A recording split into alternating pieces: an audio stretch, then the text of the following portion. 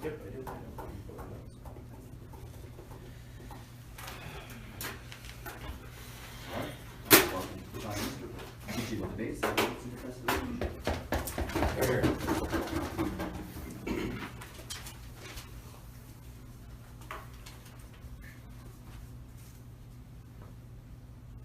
This country has a problem when pretty much every person on the street looks at the political system and says people are buying politicians, money talks, that is what runs our system, not my vote, it doesn't mean anything. That's where we're at now. What is we're going to outline a model to you, and then we're going to talk about public confidence in elections and how even if donors have no real influence, like the perception of corruption is enough in itself to carry through this motion. But then secondly, how there are gatekeepers, there are barriers to entry, and by removing those we get a more representative, better democracy. First, the model. We're going to do this in the United States of America at the state, federal, and local levels. We are going to have an independent commission that provides these allowances to candidates. They're going to provide an allowance to every candidate that can demonstrate a substantial amount of public support. We're going to leave it to that independent commission to decide exactly how that's determined, but we think any candidate that can show that they are either polling well or have a history of getting voters to vote for them or have a lot of signatures or whatever can show that they have a decent chunk of public support to be worth funding. We're not going to do it on a party basis or anything like that. We're doing it to candidates. We're going to say that this commission will publicly report, will set the levels of funding years in advance so people can plan and they know how much they will get. It will give them enough money, each of those candidates, to run a competitive election where they can reasonably reach voters generally in that area. Yes. Okay, so how much support do you need to have and how much funding exactly are you going to get? Yeah, sure. So we're going to say we don't think this round's going to come down to finite numbers, but we think any candidate can demonstrate they have say 10 or 15% of the population or something like that who is at least open to signing something for them. We're going to say that is fine. Clarification? No.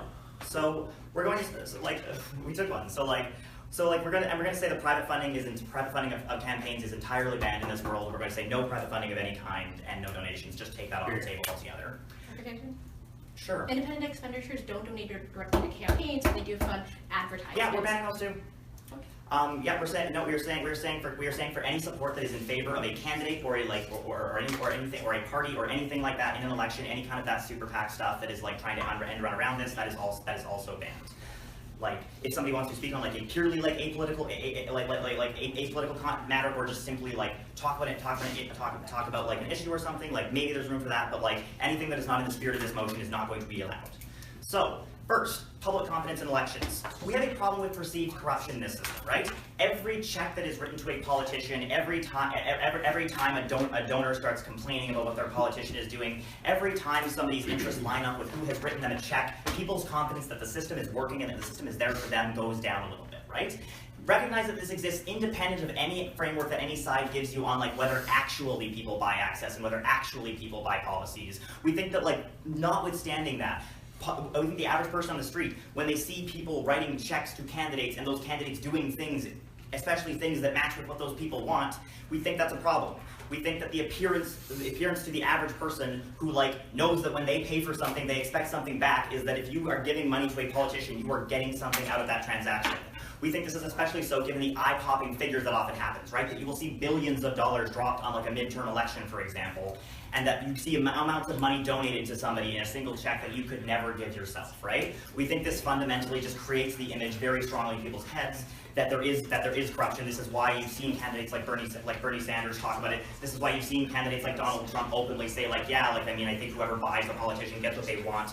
And we think this is just like a very common perception that like you really cannot get around in a world where you have any non-trivial amounts of money going towards candidates. So we think this is just like fundamentally creates low confidence in the system. We think this is part of why Congress has like a dramatically low approval rating, and part of why people think that that politics has little or nothing to do with what voters actually want and what they do, and it's just a bunch of rich people playing a card game behind the scenes. So like we think this is also what helps lead to low turnout, right? Because you think that like the candidates you like are bought out anyway, and they're probably actually going to betray you down the line because they took $1 billion from an oil company or from the Koch brothers or from whoever. And we think this just fundamentally drives down turnout. We say that by having this absolutist policy, by drawing a very clear line in this round, we create no misunderstanding, right? Any model that OP could propose in which in which people write checks to politicians of anything but a trivial amount, we think is going to create that perception, because people think money talks, and we don't think they're necessarily wrong about that.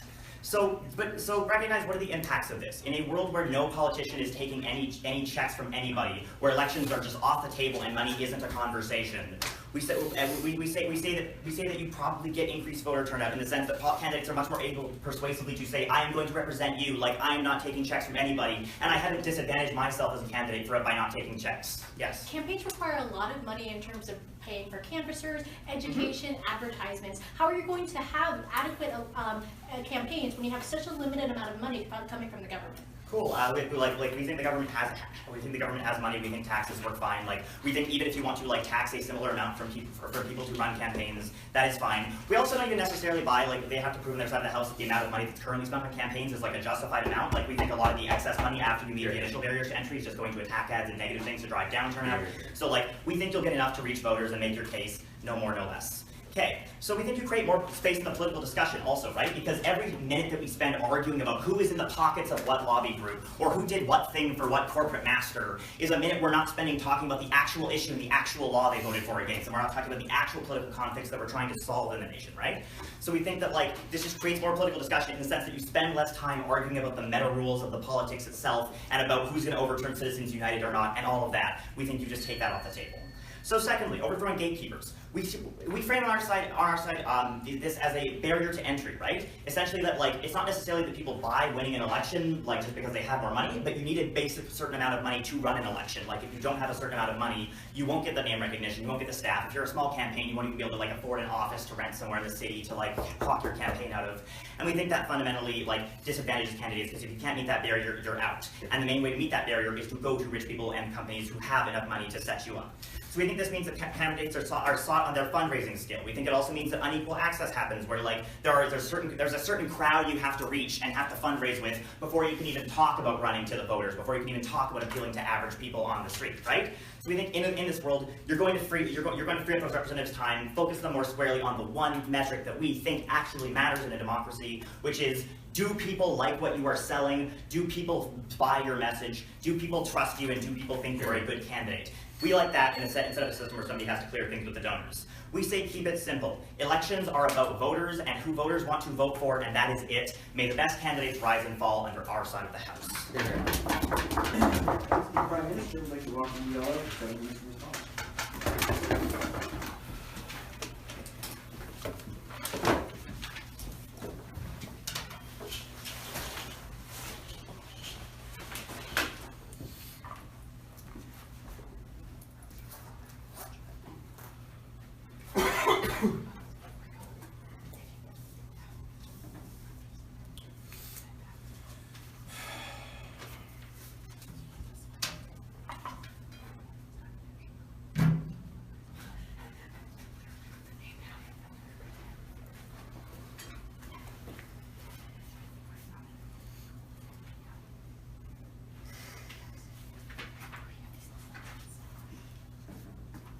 On opening opposition, we stand for a democracy that enfranchises voters. A democracy that allows the people to support who they want in a representative way.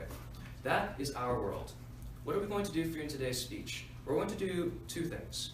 First, we're going to run our two first points, one about popular sovereignty, two about limiting campaigns necessarily. Second, I'm going to tell you a couple of responses to what Dylan brought you.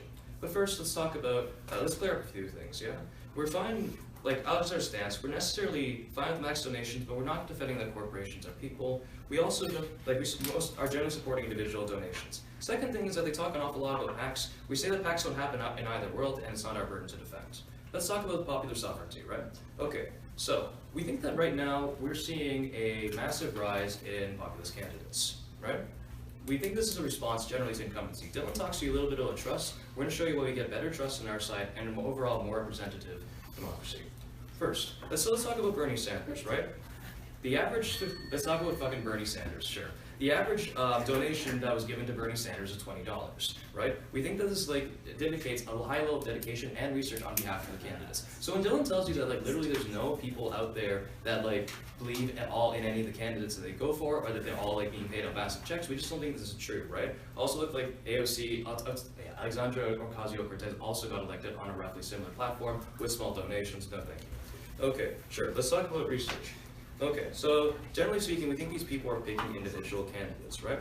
They're generally also being funded by an average of people who aren't being funded, giving insane amounts in their donations, right? This means that these people, and generally also speaking, these people are able to better make individualized connections, right? So when Dylan frames around about talking mostly about knowing voter issues, or knowing specific policies and things that you go return, we don't think that is the focus of this debate, right? We think that it's perfectly legitimate for someone to make a vote and to go out and campaign and give money to a campaign, right? On the basis of just having an individualized connection with this person. We think that's a legitimate reason to vote. No. Okay. So let's take a look at the mechanism of private donation there, right? So we think that it's totally legitimate to express your opinion through monetary donation. So a few thoughts on this, right? We think that this way you're able to mobilize your base more and you're able to get ahead in that sense, right? So candidates are going to be more represented by their support, because people that are going to be getting the campaign money to begin with are going to be people that are generally fairly well represented, right? We think that in the world where you are fairly, and this is something I'm going to talk about a bit more in rebuttal, right? But we think that at the point that you are getting a lot of donations from small donors, you are most likely going to be a fairly popular candidate, right? We think this solves for the problem of not having the most represented people. I'll take you in a second, sure. Why hasn't the vast majority of candidates that run that can't beat corporate donors been doing this if it's so easy to just go out and campaign, talk to a bunch of people, and win an election? Okay, sure. So the reason why we think that it's not just one, we think that they are beating corporate donors. Two, the reason why it's not just that, they're starting to, literally it's the trend that's starting to happen in the last, 2 elections or so, right? No. Stop there, Jimmy, thanks. We think that that's we just think that that's a more compelling version of the events here, right?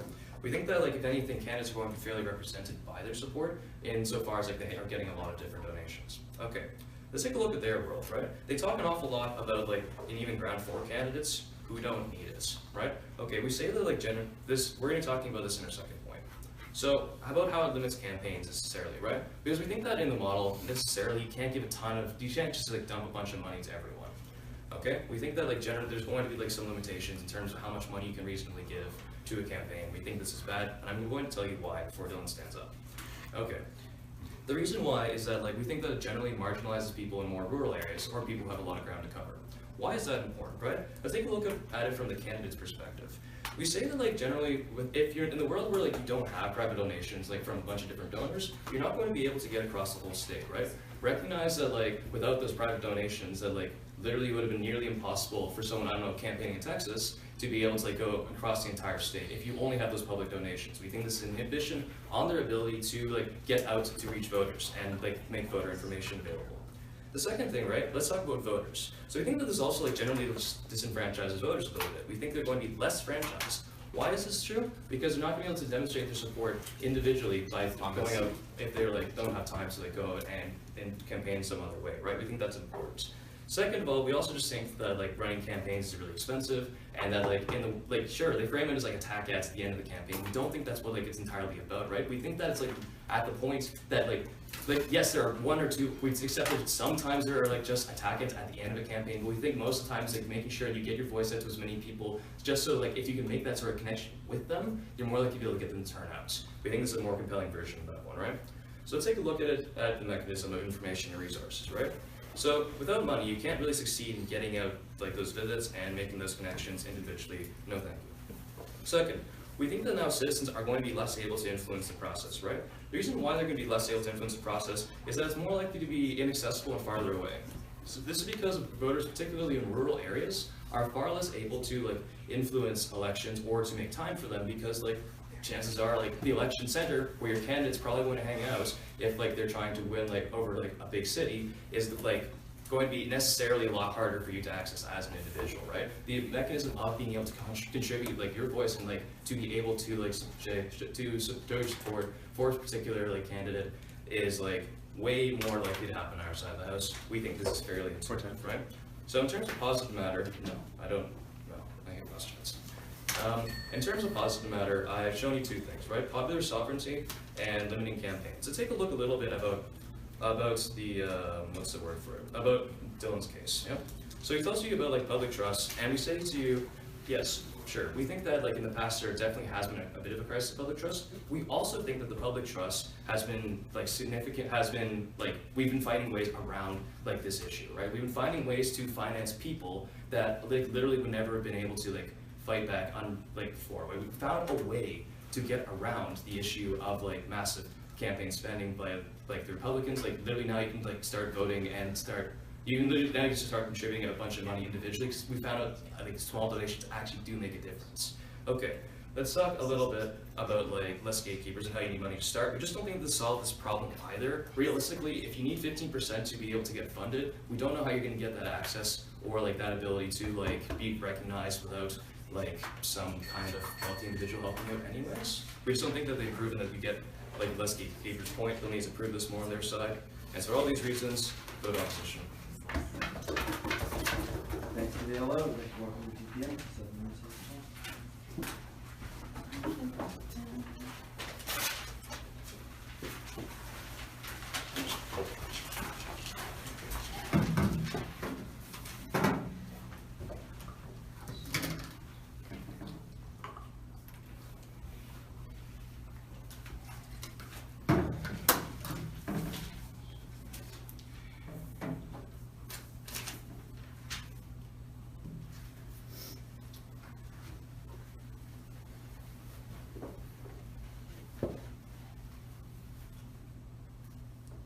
Politics are the collective political imagination of the people. Government exists to represent people in public interest. And on our side of the house, that's what we want. On opposition's side, they stand for money being power. That is still status quo in mindset. On our side of the house, we believe that your vote is your power. We want to remove money from politics altogether and actually have better representation.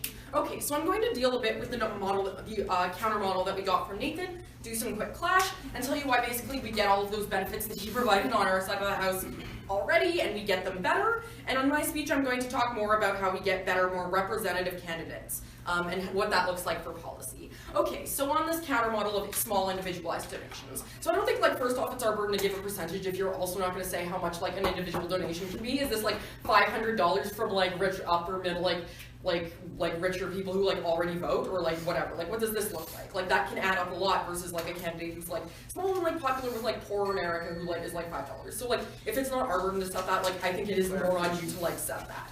No. Okay. So I think too there's this issue, right, where like you get public backing for parties that like aren't popular to the public on the whole and don't have a lot of public support, but for the few people who do care and want to support them, you'll get a lot of them. So what does this look like? This looks like backing for really problematic like populist parties like the Nazi Party getting a lot of backing and ending up having like regressive debates in the public about like whether black people are humans rather than like actual substantive policy and things that Americans actually care about for the most part, right? So I think that that kind of fringe party rise can be kind of dangerous and potentially happen, right? Second, like oftentimes people will pay for who they think will win rather than like who they actually think represents them. Just like who on the margin is better than like, oh, they're like less worse, right? I think also there's just this like weird thing where you have like who gives these donations, right? Like still it's the majority like middle upper class who are already enfranchised voters, and then I also ask that question like how much?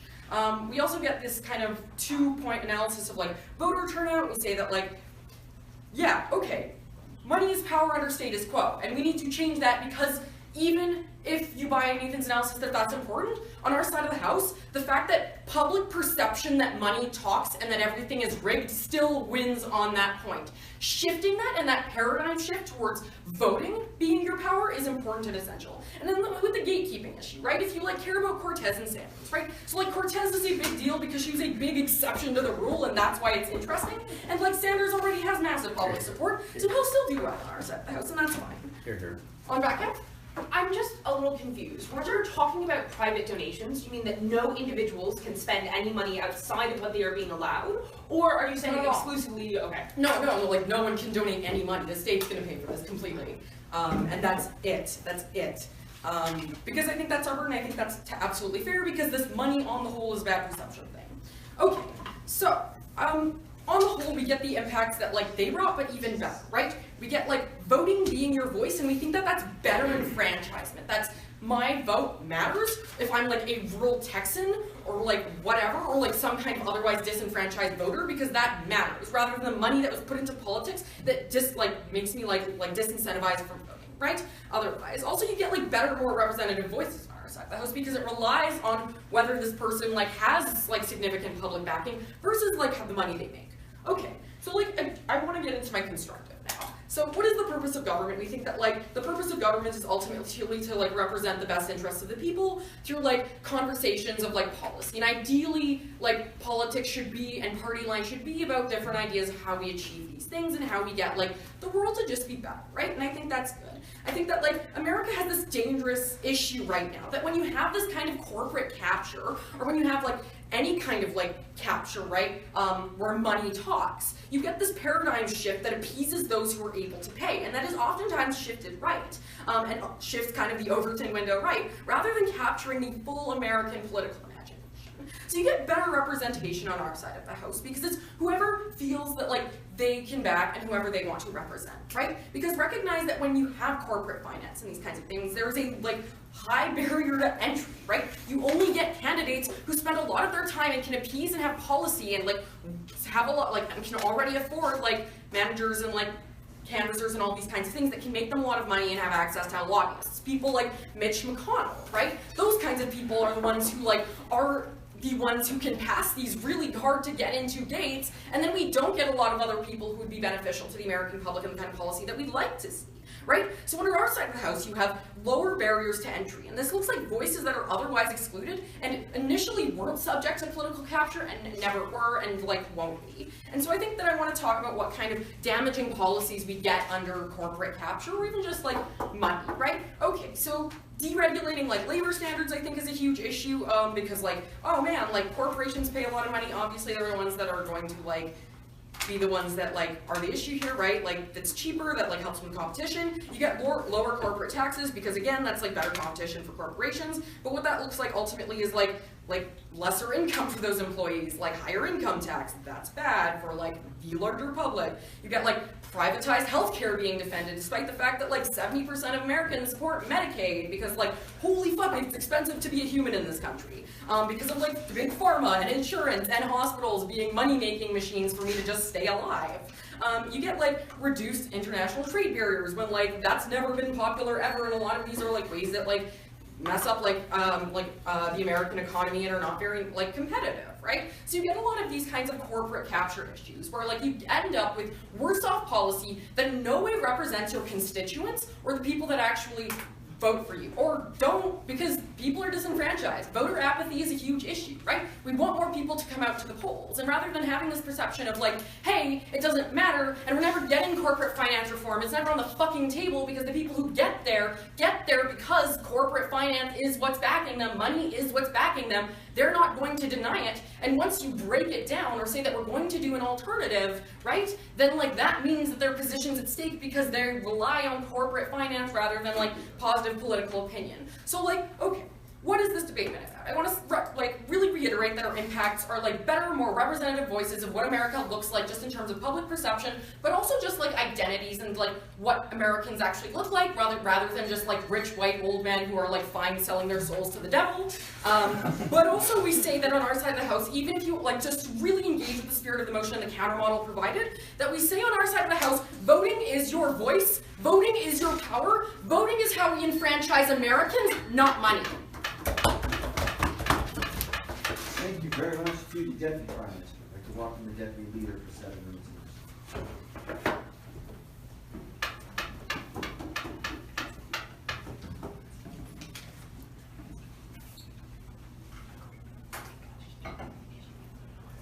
We think that accurate political representation does not exist if you do not have the ability to structurally impact an election before it actually happens. We tell you on side opposition that you need to have the ability to allow a candidate you like to even be able to capture mass public attention that is required to win an election in the first place. And if you don't have that, then you don't really have any sway over an election as a citizen or as a body of citizens. So what am I doing for you in this speech? I'm going to be going all the way down Gov, first on the model and then talking about some flaws in their case, before finally going back over our case, adding a little bit of analysis there, and explaining to you why it outweighs. So first, on this model, right, they tell you you need to gain 15% support, and then we'll give you money, right? We think this is reasonable because of the fact that obviously you can't just give money to everyone who wants to run, but you have to understand what the actual impact of a policy like this is.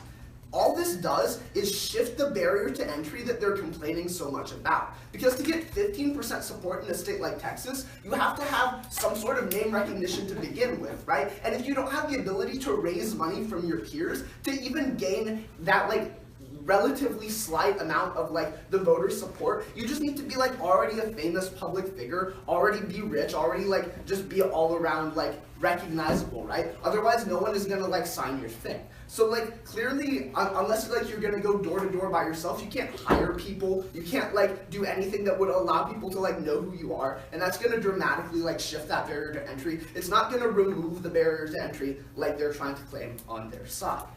So, and then there's this idea of PACs, right? We agree, PACs won't exist in their world, but what we tell you is that they won't exist in our world either. Why? It's not our burden to defend super PACs, right? That's not donations to a candidate directly, right? We're defending private funding of an election, right? So we're defending under the maximum amount, which is somewhere around $20,000 of giving money to a candidate. PACs are an entire structure separate to the election that we don't agree with, right? And it's not our burden to defend. I think it's enough of a burden and creates a fair and equitable debate if we say, look, let's talk about whether citizens should fund it or whether candidates should start off on even ground. We don't need to defend the entire corrupt institution of American politics, right? We would also say that Citizens United isn't our burden. Obviously we don't need to defend that corporations are people and have the right to speak in order to defend the idea that there should be private funding of elections, right? Okay, so with the model ideas covered, let's move on to the idea about public confidence. So they frame this issue as billions of dollars are being donated to candidates, and that completely erodes trust and decreases voter turnout, and anything but a trivial amount of money is going to be bad for voter turnout. We would tell you that what's bad for voter turnout is too much money in politics. But what's even worse for voter turnout is not being able to influence or know your politicians at all, right? So the first part of this is that their mechanism is very flawed in that they say that I'm complaining about my voice not being representative because Jenny down the street donated $20 to Ted Cruz. No, that's not what's happening, right? I'm mad about this because some corporation did that, and we've already explained donated billions of dollars to Ted Cruz, right? And we've already explained to you that it's not our job to defend that corporations have the right to speak as individuals. So we are fine with getting corporate money out of politics, but we think that like private donations are key. Why? The second part of this rebuttal is like that essentially if I don't think that like I'm able to like prop up a candidate before an election, that means candidates as a whole with the limited resources that especially a state or local office would have very little name recognition. If I look at a ballot and don't see anyone I recognize, I'm not going to show up to vote. So clearly they have a flawed mechanism for the main part of their like substantive material. And they're like flawed in their analysis of like how people would really react to this. But real quick on the idea of like meta discourse, right? Meta discourse over like whether or not we should have public or private is going to occur in both worlds. That's why we're having this debate. And we say that like having that ability to confer money to a person shows that you have a more substantial connection with that candidate rather than like just you recognize their name and so you're going to vote for them, right? So we think that creates better discourse in and of itself. On this idea of gatekeepers, we respond, and Nathan responds in his speech very clearly, that the idea of the rise of populism means that gatekeepers are going away, right? They say, Alexandria Ocasio-Cortez was an exception, but it's clearly becoming a trend, right? We're seeing like Beto O'Rourke succeeding massively in Texas, a very red state, because of that populist backing, right? We have a populist as president. Like, we're not taking a partisan stance on this, but we're telling you that like people who like reach out to people more and have more of a personal connection are succeeding, but I'll take a point from that. Okay, the problem with conceptualizing private donation as popular sovereignty is that some individuals are more sovereign than others. Sure, you take corporate donation out of politics, but someone who owns a corporation can still donate $100,000. Yeah, no, I understand that.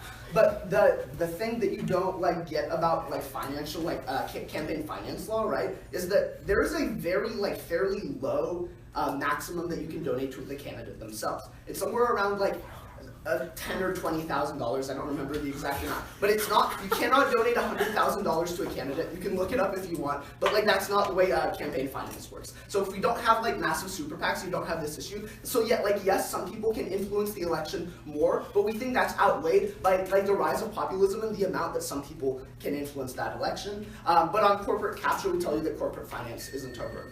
Okay, so finally moving on to our side and why it outweighs, right? We would tell you that on principle, the ability to have a structural impact before the election through using your financial voice is going to be massively impactful, right? They tell you that, oh, you might like contribute to the rise of fringe parties and there's going to be a negative public perception of this. We tell you that like there's fringe parties in either world. I don't think we're going to see like a Nazi America because we like have private donation. We don't in the show.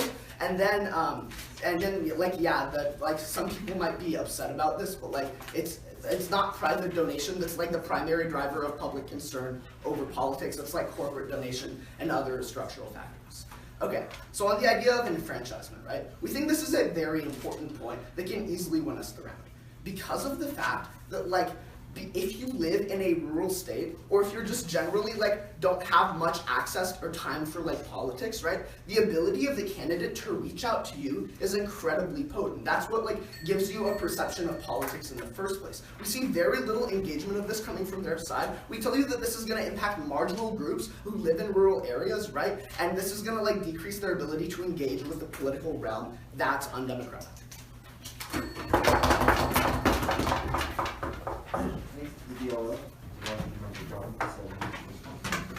Here. Lots of talk on what's wrong with the status quo, very little talk on what we're going to do to change it.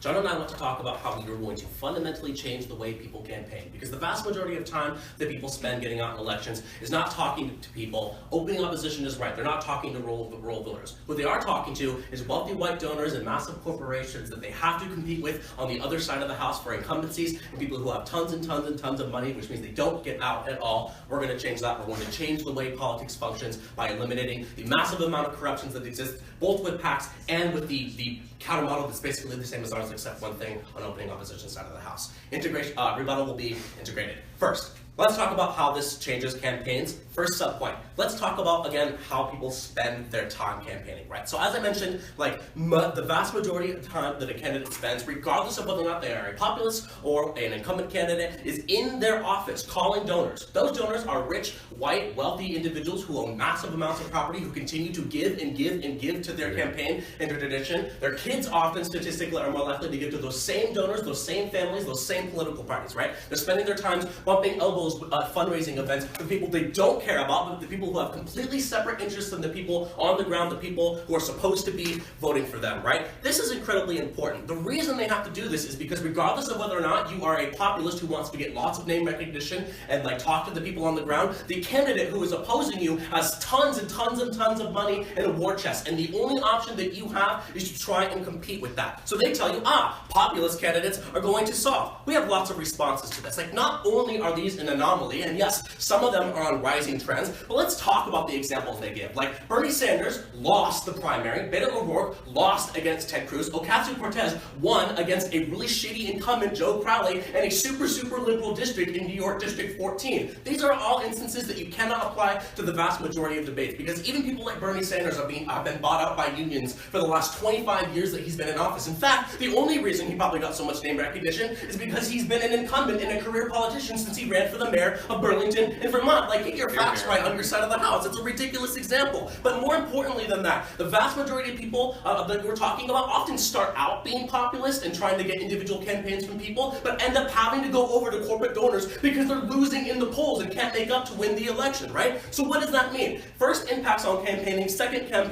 impacts on when they're actually in office. So the way this changes campaigns means that they're able to spend very little time with the people on the ground. Opening opposition tells you that, oh no, this is going to disenfranchise people in rural communities. These communities are already disenfranchised in the status quo. They are the flyover states that presidential candidates visit once a year, once during an election cycle to try and win their vote, and then they never come back and they disenfranchise them by passing a whole bunch of policies that fuck them over once they actually get into office, right? They create nasty ad campaigns to try and win the financial race to the bottom, because it's the only way that politics is able to function, and you cannot fight against it. They say, well, we're going to do basically the same thing as opening government, except we're going to let people donate money. You're wrong about campaign finance law. You can donate individual maximums to $5,000. That may not be a lot compared to the corporate donors, but let me tell you something. The people who don't get out and vote in those minority communities are barely able to contribute $50 to that campaign. The real estate developers who already own the corporations who are donating are just going to move their campaign contributions over to individual contributions. And as soon as you max out $5,000 among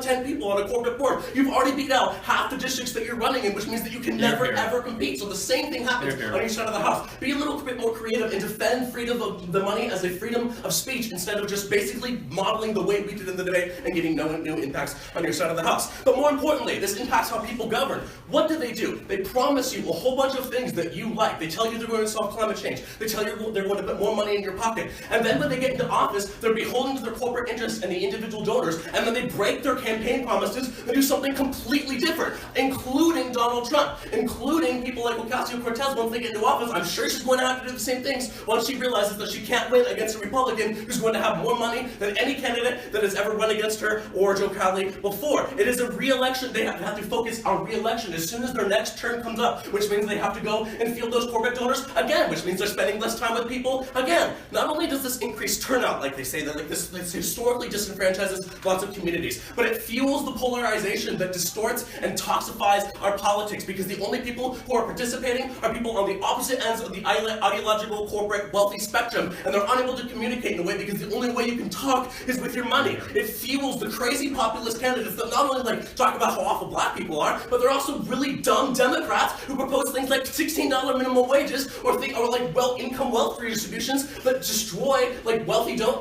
destroy the economy and do lots of awful things. They happen on both sides of the house. So the status quo is not just about PACs. It is with people who have historically been given more wealth, people who are passed down wealth from generation to generation, who stay involved in politics and don't give up their hold on those elections, right? Once they get into office, they do the same things over and over and over again. Your counter model doesn't solve. We need to do something about it. So what do we do? I'll get you in just a second. Actually, right now, what's up? So I'm still just confused about how you're actually solving for these kinds of internal problems in the long term. Bernie Sanders is a perfect example of someone who, regardless of private or public donations, was still screwed over by the DNC in the long term. How do you fight back against that? The reason the DNC screwed Bernie over is because those same individuals are beholden to corporate interests who don't want Bernie Sanders to get in office because he would perceivably be a change to the status quo. We changed that in three ways. First, candidates now have to talk to people on the ground because they don't have to spend time talking to donors and people they don't care about. That means they go out into those rural locations that they don't have the resources and the time to go out and do, because we're literally funding them to make sure they can go out there. They need better connections to people on our side of the house, because we can call the names of actual constituents who went into their office and talk to them about the fact that they're making $9 an hour, but their housing costs have gone up 300% in places with the housing crisis, right? They say, oh, well, Genevieve gives a POI and says, oh, well, these campaigns need canvassers and stuff. The reason they need so much resources on our side of the house is to compete with the vast amount of money that's coming from the other side. We reduce the barrier to entry on our side of the house. Second, we change the makeup of who is in office, because now people of color, poor people, rural individuals who never got an access into office in the first place are inspired to run because they know that they don't have to compete with the thousands and millions of dollars that they have to come into the political office. That means that people are inspired to run for office themselves once they see people who look like them getting into office, or at least running.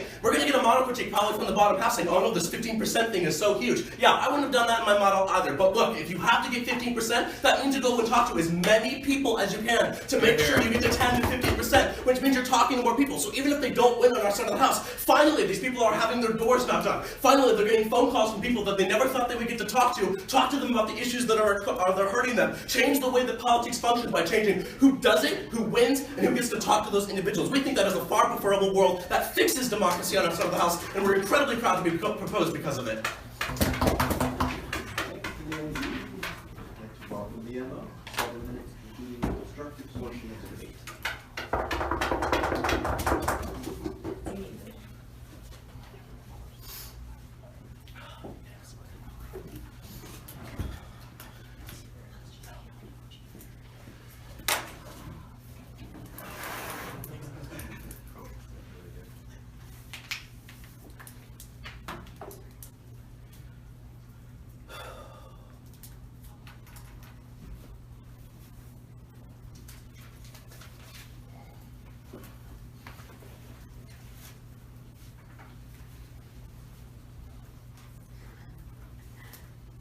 Let's just do a little bit of framing and talk about things that we agree upon in this round.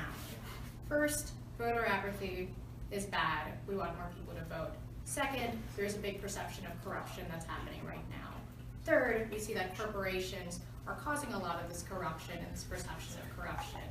And on government, they say that when we only focus on door knocking and face-to-face time, canvassing, and phone calls, that is the solvency mechanism of which to fix all of these problems that they have dictated. We're going to tell you why the problems of the perception of corruption in our democracy are far deeper than just the influence that corporations have on our election, and how on their side, when government is the only thing that funds campaigns, that you entrench a damaged democracy and you compel less people to actually vote and participate in this democracy that we have right now. My deconstruction is going to be interwoven in. 2 points. First, I want to talk about how the perception of corruption increases on their side, and then second, about how we think that money is a mechanism to better uplift underrepresented voices right now. So first, on this idea that the perception of corruption increases. Firstly, let's talk about why there's this perception of corruption that's happening right now in the status quo.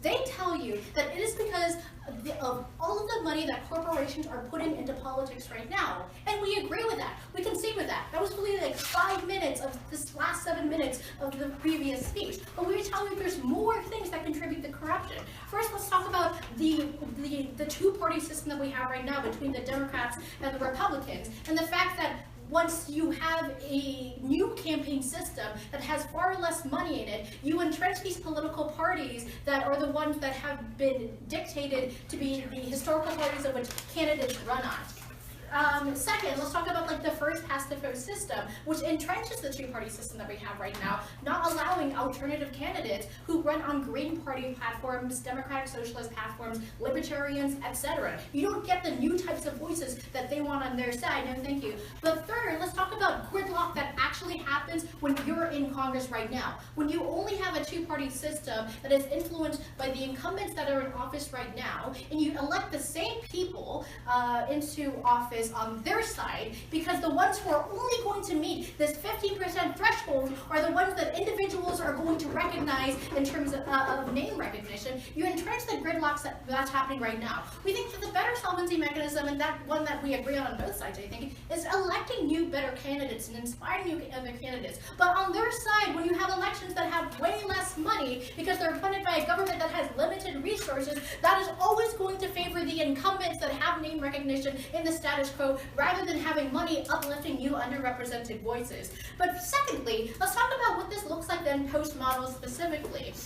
First, we would think that people literally have no more influence in their elections anymore because they can't donate money to these campaigns. So practically, we think that the top half does a pretty good job saying, like, you can't add to campaigns of you people that you want to be run for office. But we think that principally it also means that people just don't have money as the way that they connect and participate civically in their government right now, right? We think that money is a legitimate form of speech for individuals to actually engage in campaigns and say, I will donate $27 to Bernie Sanders because I have a candidate that makes me believe in democracy again, and money is my ability to have some sort of power in a government that I believe is corrupt. Second, we think that there is going to be a much farther entrenched perception of corruption, because now government is the only thing that is funding your elections right now. They are the arbiter of deciding who is a legitimate candidate, and the individual citizen never has the power to actually have leverage against that government. Third, we would say that once again, the same incumbents are always going to be elected into office because they're the only ones that are going to meet these arbitrary thresholds that they have on proposition.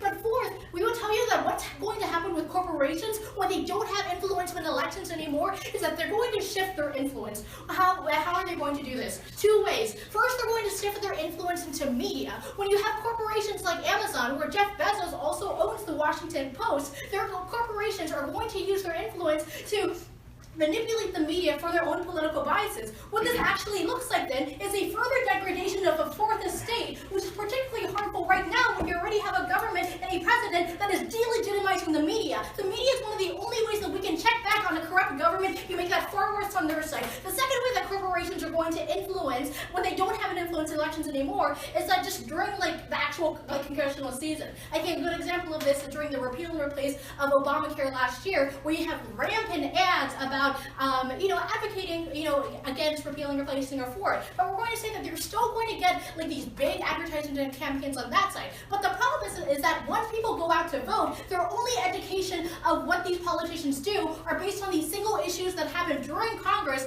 rather than a more diverse base of advertisements that happen throughout an election on our side. We tell you that the corruption and the perception that happens gets far worse due to these negative externalities that happen. Yeah, we will take not being able to donate over the status quo, where people don't donate at all because no one they like is running. As soon as you see a Green Party or Libertarian candidate get out, maybe you volunteer with them or get engaged with politics. That's a far more comparative and rational to the House. You can connect with people because they actually exist. Here's the thing. Okay, so here's the responses that I have for the previous speaker. So the solvency that they say is that, they want the same new underrepresented voices.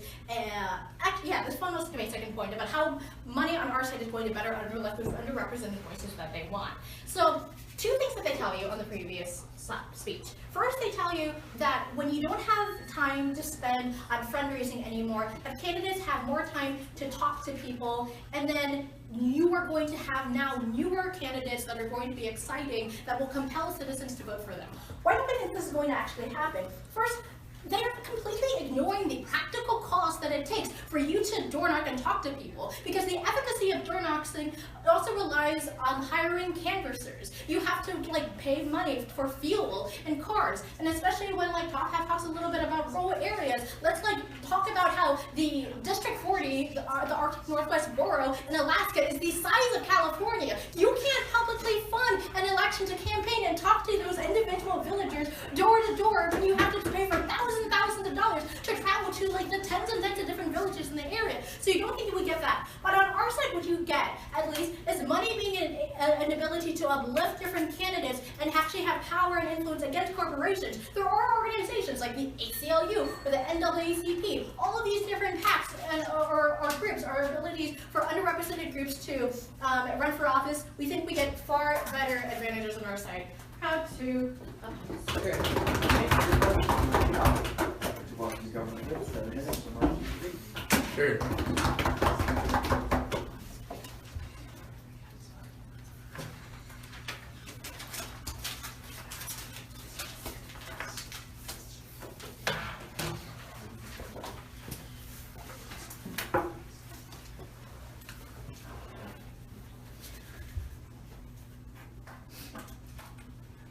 Robert gave you an extension about how we changed the incentive structures for both politicians and their campaigns so that they engage with individuals, not only the ones who have money to donate, but everybody in their wide campaign base in order to win elections. The non-responsive extension from the member of opposition was essentially this: you might make things better, but structural problems will still exist. We don't think that engaged with Robert's material, and in fact we think we do solve some of the structural problems that they talked about. First question of the whip speech: whether we can solve structural problems. Let's go over a few of the things that the closing opposition told us. Closing opposition told us first, it's a problem with the two-party system that means nobody will ever have access outside of that party system.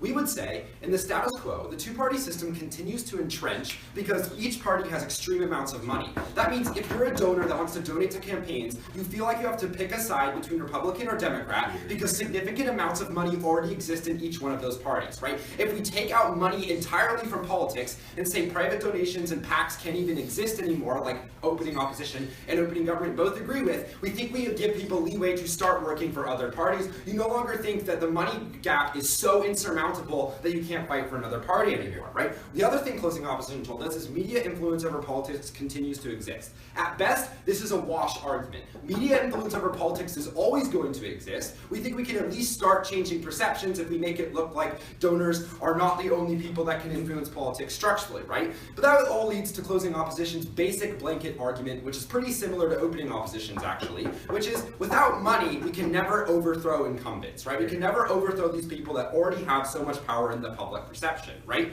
Here's the problem with this, right? The problem is overthrowing incumbents is happening in the same way on both sides of the House. It's getting people to publicly support a candidate enough on our side of the House that they get 15% threshold. On their side, it's getting enough people with money to donate to that candidate so that they can overthrow a incumbent. What's the problem and why is our side better? Our side's better because everybody has access to signing the petition to get a candidate overthrown to the 50% threshold. Only people with money have access to donate to a campaign, right? So in both sides, people have to be behind a candidate for them to be able to overthrow an incumbent. Only on their side of the House, only people with money can actually overthrow incumbents. On our side of the House, anybody can do it because that isn't existing anymore.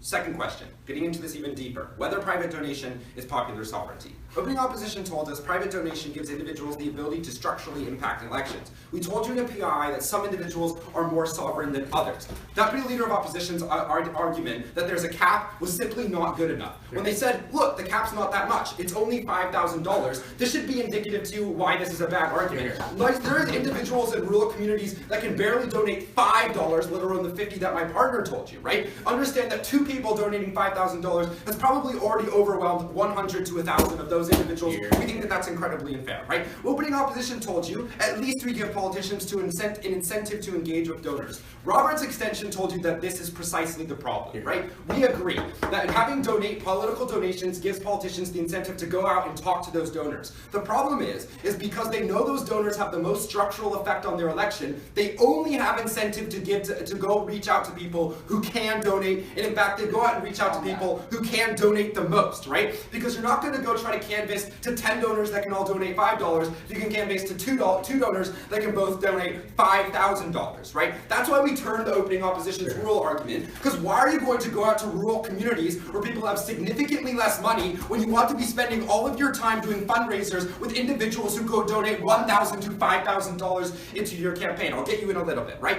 But I want to say that I think it's totally unfair for the opposition to characterize that the only way you can structurally impact elections is by paying money, right? Look at the closing opposition's own analysis, right? You need money to hire canvassers. That's exactly it. You can structurally impact an election by volunteering to go canvass even though you do not have money. Individuals can get involved and participate in politics. Instead of donating $20 to a campaign, you can go to your community center and start talking about the politician. That way politics is no longer donating monies on anonymous websites through email. It becomes a world where you're actually having discourse with people in your communities, and that's how you affect politics.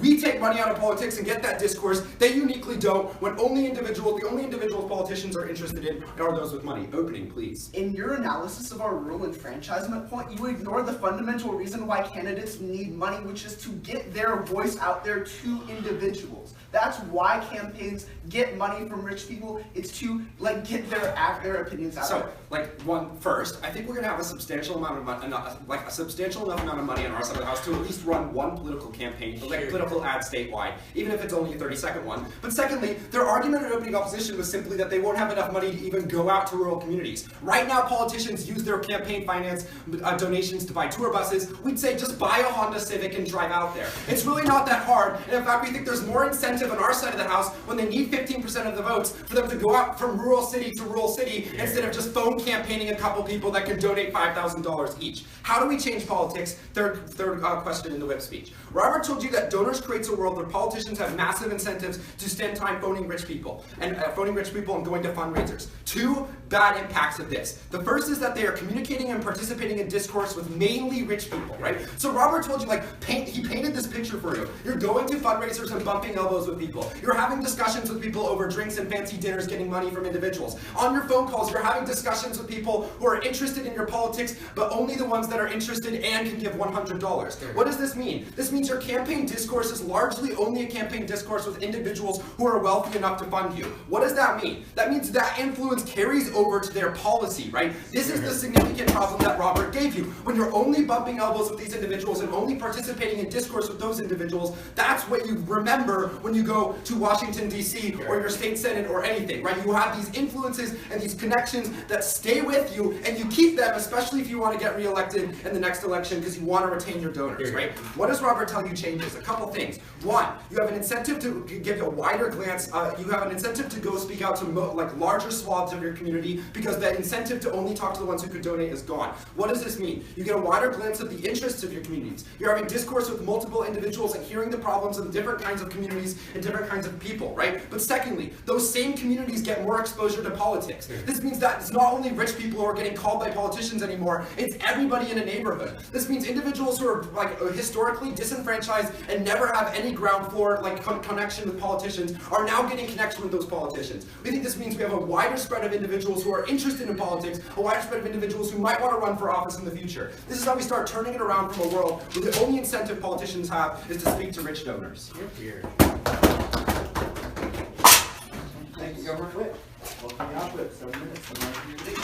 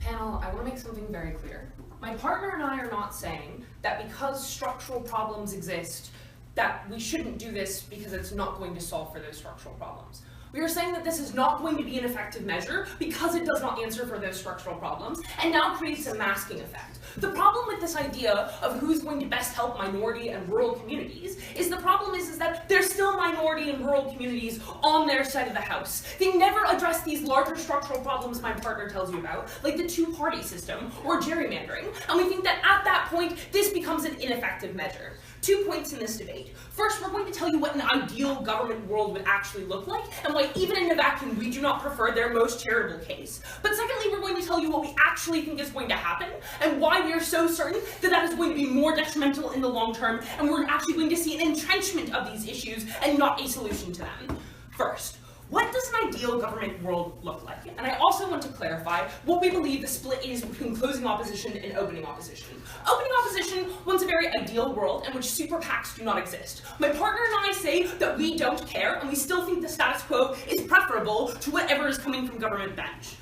one main key idea coming up and down government bench, and that is this idea that we need to change perceptions. And we think that is a noble goal, but we think the way that's going to happen is not exactly in the way they want it to. First, from opening government, they say that they want less fears of corruption because they believe that that is going to increase voter turnout. And secondly, from closing government, we get that we need to change candidate interaction in campaigning. We need more person-to-person interaction because that is the best way to get a representative government, is whenever your candidates are now forced to actually interact with people. What Genevieve tells you is this is still going to be bad, even if this works out perfectly, because what ends up happening is we are now divesting all campaign control, all financial control, the power of speech in these political campaigns into the government, right? We believe the problem is that they need to consider what this is actually going to play out and look like, right? Current administrations now get to decide what a good election ought to look like, how much money ought to come into play. We think the problem is that you're never going to see the overthrow of incumbents on their side, which is guaranteed, right? On our side, we do provide for there to be a chance for them. It is not a good chance, but that chance still exists. On their side, you never get that chance, because if I am a state government, why would I allot enough money that would allow a Democrat to now take power over my Republican majority, right? Why would I allow that to exist? So I'm not going to put a lot of money into the election, because I know that the incumbents have a better chance of winning then if they don't know about Democrats and Democratic policies. What this means is you never get to see actual representative democracy, because all you are doing is divesting that control purely into governments, which we already think don't represent and have structural problems they are now entrenching. This is going to mean that there are still fears of corruption, because people now feel that it's not just corporations and rich white guys that are determining how elections are run, but that it is predetermined by the government in charge. We think that is a much more hopeless feeling and a much, much less representative democracy. I'll take a cast. So, in Wisconsin, when this got passed, voter turnout was on the rise, and the vast majority of new candidates were people who had never gotten into office before. That's good because people understand that the governments aren't running the campaigns, they're giving the people the money to run the campaigns. Like, people are smart enough to figure this out. That's why it works in states that have been passed in. Yes. Governments are giving the money to the people who are running the campaigns, but governments, as per what we have heard in this case, get to determine how much money that actually means. If I am a Republican and I get to determine how much money comes into this campaign, I know that my candidate, if they are incumbent, has a high chance of winning regardless, so I'm not going to give any money or a good amount of money to allow any kind of education about democratic policies, because I know that there's still a high chance my person is going to win. That's what you entrench on your side of the house. You still have to come to terms with that. But secondly, what we actually think is going to happen in this case, and I'll get you at like 5 minutes-ish, right? First, Genevieve tells you how the focus of money in politics shifts. It doesn't disappear, right? So first, we think that corporations are going to shift to media, because corporations and private donors still want to influence politics and are now going to do it in much more subversive ways than we already see in the status quo. The government whip tries to say that this shift to media is a wash, but the problem is that it's actually going to get much worse than we already see in the status quo. And at this point in time, whenever we now need the media to be able to combat against current administration, to combat against populist rhetoric, we now are going to delegitimize the only slightly objective observer we have in our society. We think that that is how you ensure that democracy fails. I'll take top half. Okay, so under our model, it's an independent commission. You don't get this partisanship. This is a straw man of our case. You didn't deal with the engagement that we have on our side of the house about public perception and money being inherently a problem at all. This is a complete straw man and lack of engagement with government. I understand, thank you. Okay, 2 problems with what they said. First of all, we don't really think it's going to be an independent commission, and even if it is an independent commission, we think that the fight between who gets the most money either means that you have very little money playing in this election or a large amount of money playing in this election, so you're still going to see the same problems on their side of the house as in the status quo. But secondly, what we believe is the problem with the focus of money shifting is that corporations are going to still shift more of their money into lobbying now. They don't have to worry about campaigns. They can focus on things like media and like lobbying, which means that you're going to see an increase in people being very aware of policy issues, but not very aware of their politicians. That means people are going to be single issue voters, and if these people are able to knock on every door, that means all they have to do is say that they support the one policy people actually know about. But secondly, Genevieve tells you how this is not going to help minority communities because of these structural problems they now entrench. Structural issues still exist on their side of the house, like gerrymandering. So that means I don't actually have to knock on everybody's door. It means I only have to knock on the majority's door in order to get their money. What you do is you prevent minority communities from having the ability to build packs of their own and to be able to have any kind of say in how this ends up happening on their side of the house, while still allowing the majority to overrule and overcome how campaigns happen. You can still avoid having to come to terms with Black Americans because you just have to knock on whatever the majority in your community is in order to win on their side of the house. The problem with the comparative in this debate is we think that whenever you are still going door to door and you're still knocking, at most you can physically reach 100 people. But even with this amount of money, you are forced to come to terms with other ideas and other problems in our society. We are not saying the government fails because they don't answer structural problems. We're saying it's because of structural problems they cannot exist and they do not improve democracy.